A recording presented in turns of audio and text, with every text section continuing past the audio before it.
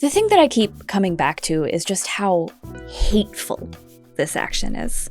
It's just pure, unfiltered, uncaring about any of the people in this country and our future.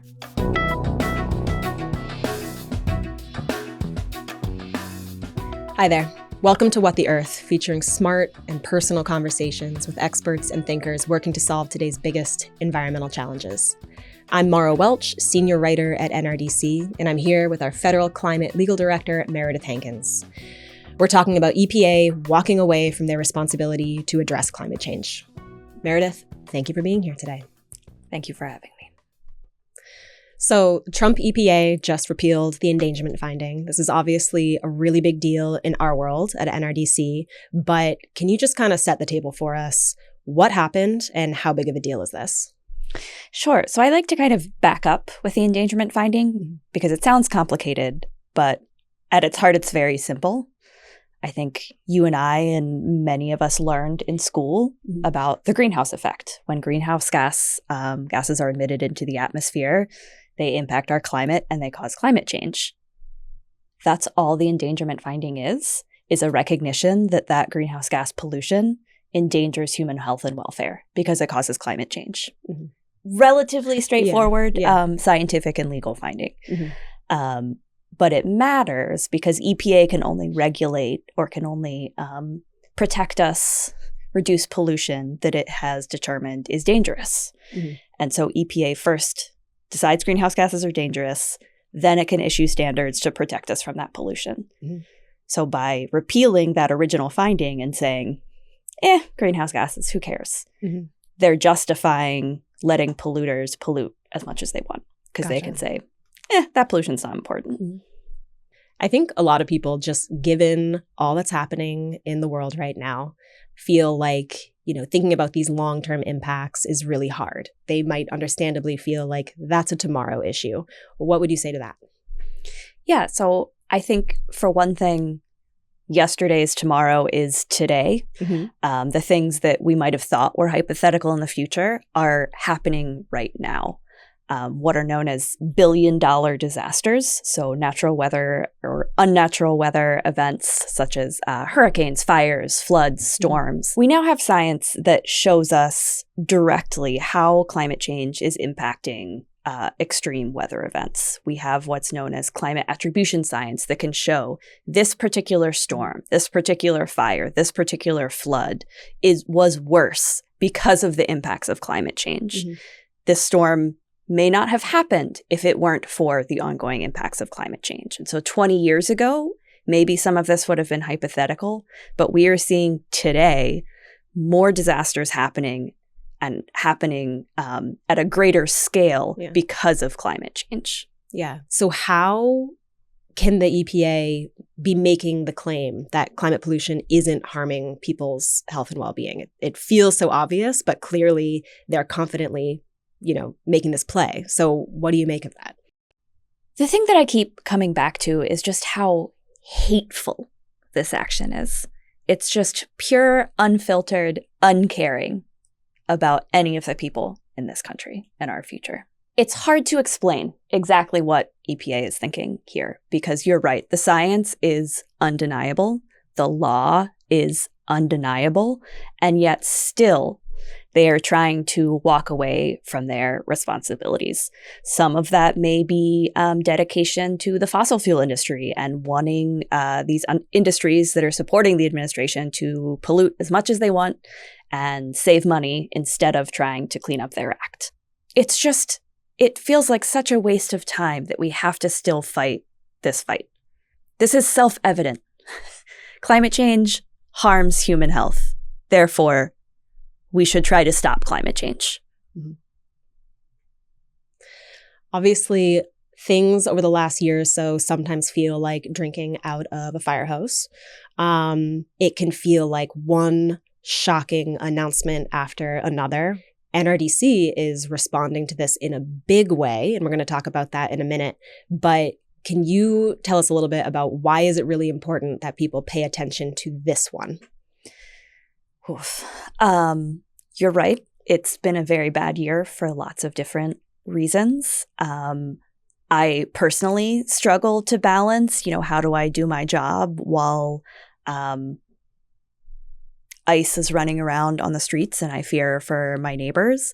But I think what I keep coming back to is climate change is about all of us. It's about our collective future and whether this planet will remain habitable. And while the endangerment finding is perhaps one more thing in the fire hose, it is the most concrete and explicit example of this administration not caring about people. They are saying, we don't care what happens in the future. We don't care what happens to your kids. We don't care what climate change does 10 years down the road because we want to make an extra buck today.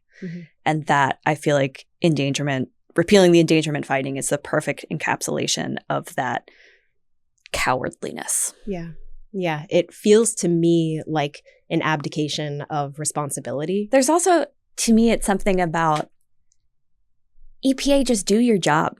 You literally have Environmental one Protection job. Agency. Protect public health and the environment. And this is the clearest encapsulation of them refusing to do that. There's an old Onion headline from a different Republican administration about EPA removes E and P from its name and remains the agency. And I look back at recently at the story that it was talking about, and it feels so quaint compared to what repealing the endangerment finding means. Yeah, because whereas it used to feel like chipping away, this is like blowing it all up. That's right. And we can see these policy impacts already because at the same time they are repealing the endangerment finding, they have completely eliminated all standards for greenhouse gas emissions from cars and trucks. Those standards have been in place since 2012. And so they're retroactively saying none of the rules that we've been that we have enacted and that we've been enforcing for the last decade doesn't matter. Wiping them away from the books. So this is like really, really fundamental stuff. Exactly. Yes. Okay. I feel like a lot of people have this general idea that EPA, federal government are generally working to address environmental hazards. But in terms of what that looks like in people's day-to-day lives, can you explain that to me a little bit? Sure. So what EPA does every day is reduce pollution. So since the 1970s, since the EPA was first created, the Clean Air Act was passed, their whole job is to assess environmental risk and issue regulations. And those regulations reduce pollution. They protect our public health. So one of the reasons that EPA was created, really, was air quality problems that were developing in California. Some of that was because of geography, but a lot of it was because of motor vehicles. They were emitting something called NOx, oxides of nitrogen. And those pollutants go up into the atmosphere, they react with sunshine, and they form smog or ozone. And California just couldn't figure out how to get rid of that pollution until they started working with automakers and forcing cars to be cleaner, to start emitting less NOx. Got it. And eventually, EPA took that example and made it nationwide. And now, air quality is significantly better in Los Angeles. There are fewer hospitalizations, fewer cases of asthma. All of that traces back to EPA, or California at the time, identifying a pollutant that is harming us and figuring out how to get that pollutant out of the atmosphere and out of our bodies. And that's just what EPA is doing today with climate change. Got it. So there are test cases. We know that federal government interventions like this can make a difference in addressing environmental health issues. It takes a while, but maybe that's why, this issue can be hard to talk about sometimes, is because largely what we're working on is protecting the health and well-being of people years down the line, which can be harder to get consensus on. Do you feel like that's, fueling any of the support for repealing the endangerment finding? Like, what do you make of all this? Absolutely. I think it's important to think about that timing piece. The sort of the era of smog in Los Angeles was back in the 1950s and 1960s. The Clean Air Act was passed in 1970. Air quality it doesn't get fixed overnight. It takes a while for those problems to resolve. Mm-hmm. And we're seeing the same thing with climate change, but it is on a longer time scale. All right. So NRDC is suing. Tell us about it. Yes. So along with a coalition of environmental and public health groups, we challenge the United States Environmental Protection Agency in the DC Circuit Court of Appeals, which is a federal appellate court here in DC. We just filed our petition, and we are looking forward to this battle in court because their arguments are weak, and we think we can win. The Trump administration, obviously a formidable foe. Why are you so confident? Their arguments are bad. Okay. To elaborate a little bit, the Clean Air Act is very clear about what EPA's job is. It's to protect public health and the environment. Yeah. Not only is the law clear, but the United States Supreme Court has also told EPA that it is its job to regulate greenhouse gases. So they're trying to come up with these arguments to kind of add words to the Clean Air Act that do not exist. So they're trying to narrow things and make these cute little arguments that, the Clean Air Act is only intended to cover local pollution. It's not intended to cover pollution like climate change that goes all over the world. Mm-hmm. Nowhere in the Clean Air Act does it make that distinction. Got it. It is just pollution that endangers human health and welfare, period. Whether it is pollution that is emitted next door or pollution that's emitted in a different state. Mm-hmm. It's pollution that endangers human health. Mm-hmm. And again, not only is that completely contrary and nowhere in the Clean Air Act, the United States Supreme Court has specifically addressed this question already. In 2007, in one of the biggest environmental cases to date, Massachusetts versus EPA, the court told EPA in no uncertain terms that greenhouse gases were pollutants under the Clean Air Act. And if EPA determined that they were dangerous, then EPA must regulate them. I feel like a lot of people are probably watching saying more power to you, but it seems like the Trump administration has the Supreme Court in a chokehold. So what would you say to that? EPA is really betting on the Supreme Court undermining its own credibility, but even this court still has standards. There are still important tools of statutory interpretation and things that they respect. And that's why this case is different, because the Supreme Court has considered this exact question before. They have already decided what the Clean Air Act means. The Clean Air Act says the exact same thing it did in 2009.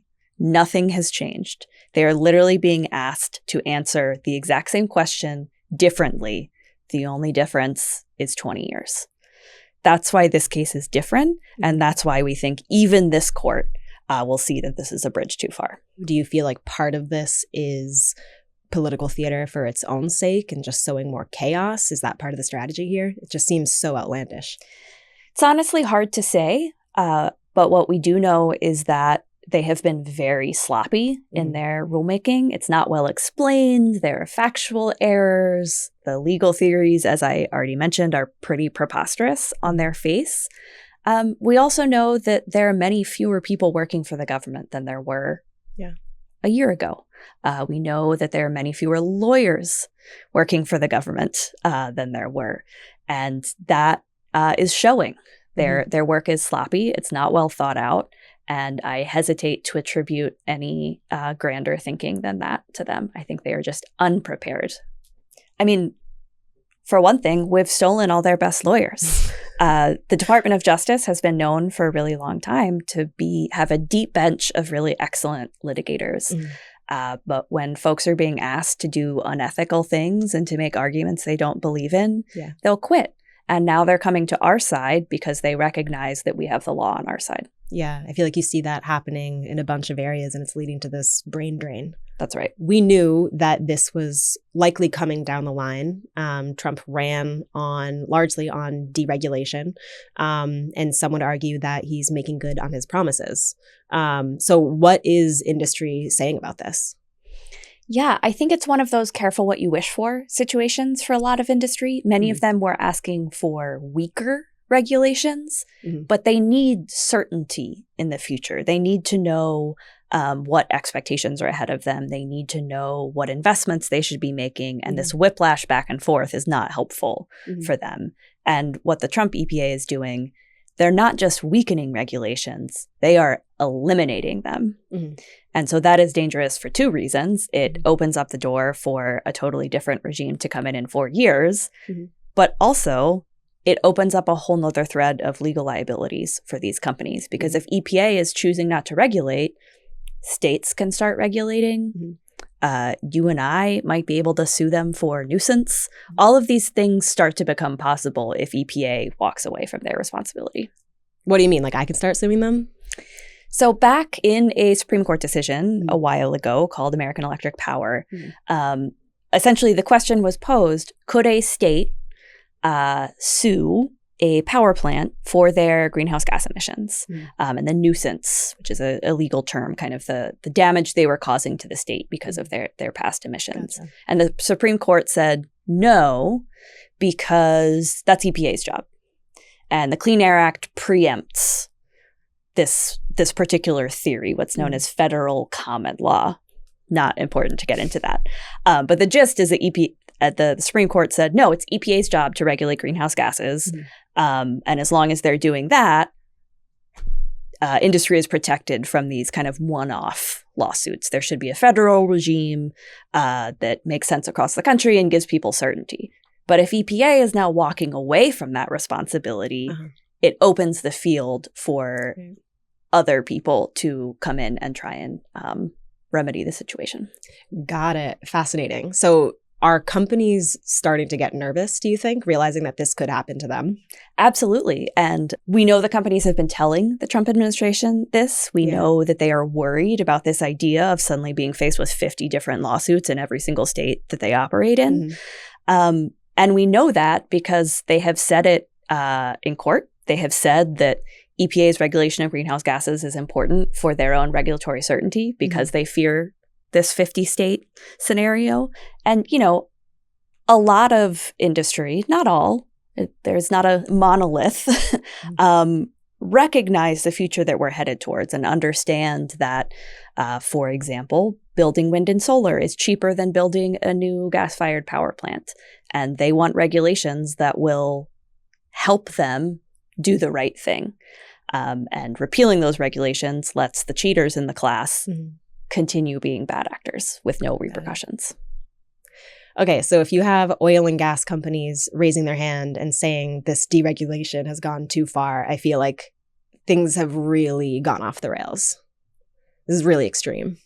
Yes, that's right. And that's why, you know, we talked at the beginning, this is worse than what any EPA has done before. They're not just weakening regulations, they're eliminating them. Yeah. This is really unprecedented. Yeah. So NRDC is banging the drum loud about this right now. You know, you are actually day-to-day working on the legal side of this. How do you balance all of that? Not well. I think work-life balance went out the window for me a long time ago.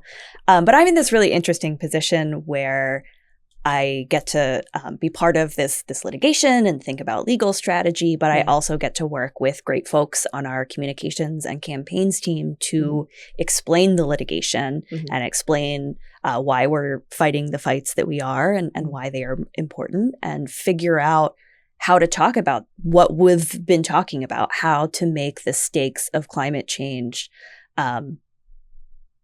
graspable, how to explain this kind of big amorphous future problem in a way that makes sense, how it impacts everyday life. And so I get to kind of do both of those things at the same time, which is somewhat unique for a lawyer, but it's a position that I really enjoy, and it's one that's somewhat unique to NRDC and the way we just have such amazing staff that have so many different kinds of expertise. So much of what you do and what we do is about these big, long fights. Do you draw inspiration from any victories from the past that, you know, really keep you going when times are tough? I like to think about to try and personalize the work that I'm doing. So I'm not just thinking about, does the Clean Air Act allow EPA to do X?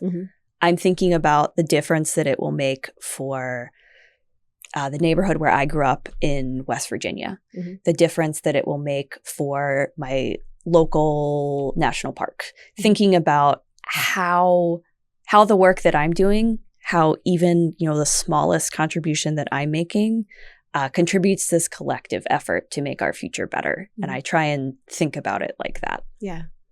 Well, I appreciate the work you do. So thank you. So it seems like you have a very clear view of what you're fighting for, why you get up every day and do this work. What makes you hopeful that we're going to win? Hope is difficult. I think especially in this time we're in right now where, we talked previously about sort of the fire hose of bad news.